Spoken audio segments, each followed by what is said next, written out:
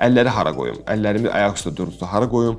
Oturduqda hara qoyum? Mən sizinlə artıq bir neçə dəqiqədir danışıram və görürsünüz ki, əllər hər hansısa bir mənada nə aşağıya yönlənib, nə gizlənib, nə demək olar ki, bu formada stasionar forma deyil. Əllərin nə qədər çox açıq formada olarsa və yaxud bu formada, yəni buna stippling the finger deyirlər, yəni barmaqların bir-birinə qovuşması kimi deyirlər. Yəni bu formada durarsa, əlbəttə bu forma biraz insanlara zaman-zaman yad kimi gələ bilər, amma bir müddət sonra öyrəşə bilərlər. Ümumiyyətlə ahəngli, rəvan, simfonik əl hərəkətlərinin olması lazımdır. Buna rağmen isə əllər sadəcə ayaq üstə durduqda belə, yanımızda dayanarsa belə, həcmli formada dayanarsa belə, əmin edirəm ki, siz rahat olacaqsınız. Yəni biz bu qapanmalardan, əslində bu qapanma deyil, yəni bu bağlanmalardan, ümumiyyətlə əlimi qoynuma qoydum, üzümə qoydum, nə bilim burnuma qoydum ki, yəni yer tapmıram qoymağa, bunlardan həqiqətən də qurtulacaqsınız.